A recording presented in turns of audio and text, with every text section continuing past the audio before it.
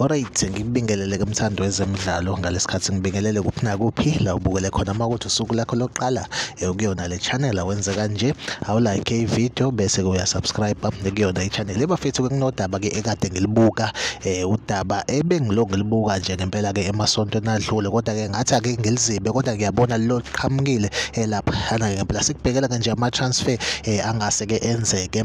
kuyona i-DStv Premiership since ke lapha iwindi lingakavalwa iwindi ke lama transfer lizovalwa ke lapha ngomhla ka-22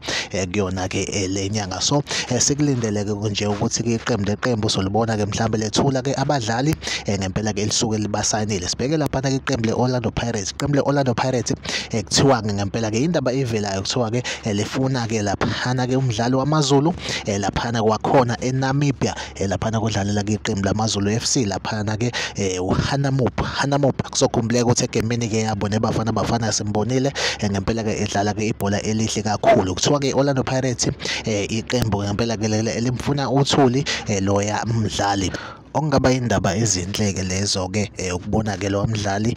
ufana noHanamup lapha ke edlalela sona ezemnyama ezibukeka engathi ke isquad sayo ngempela ke iOrlando Pirates ke sihle kakhulu sinabadlali ke abasezingeni kodwa ke siyafisa ukuthi ke mhlawumbe since ke lapha iwindow transfer lapha ke ingakavalwa kube ukuthi ngempela ke lisifakela bona ke abadlali ke abasezingeni abafana ke nabo ke oHanamup noma bekhala ke abalandeli kukhona ke abadlali ke abakhona ke eqenjini ngempela esibaziyo ngempela ukuthi ke banebhola ngempela elihle kakhulu empeleni ke especially ke abadlali ke labo basanda kusayiniswa yilona iqembu abadlali bafana nabo lapha noKarim Gamvidi kanjalo ngoSiphelo Baloni kube lapha nogoalkeeper uMelusi Buthelezi besingakababone ke ngempela ke bedlala ke ngisho ke owodwa ke umdlalo ungcono ngisho uSiphelo Baloni sambona ke lapha ke edlala umdlalo wayo ke pre-season ye-Orlando Pirates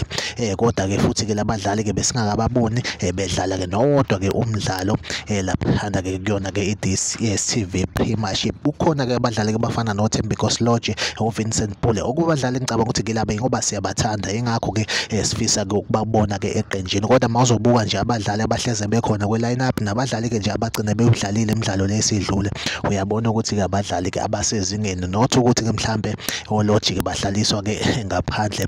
ngoba ke mhlambe ke bengakwazi ukudlala ke ibhola noma mhlambe bengafithi kuma position abo kodwa ke ingenxa ukuthi ke abadlali abadlalayo abakhona ke eqenjini ngempela ke ba enough ngalendlela and futhi nabo basuke bezowenza umsebenzi kodwa sithemba ukuthi ke lapha noVincent Pule kanjalo noThembiko Lodge sokwazi ukuthi siphinde sibabone ke lapha ke emidlalweni ke elandelayo mfisa ukwazi ukuthi kuthina uPaulo wakho like video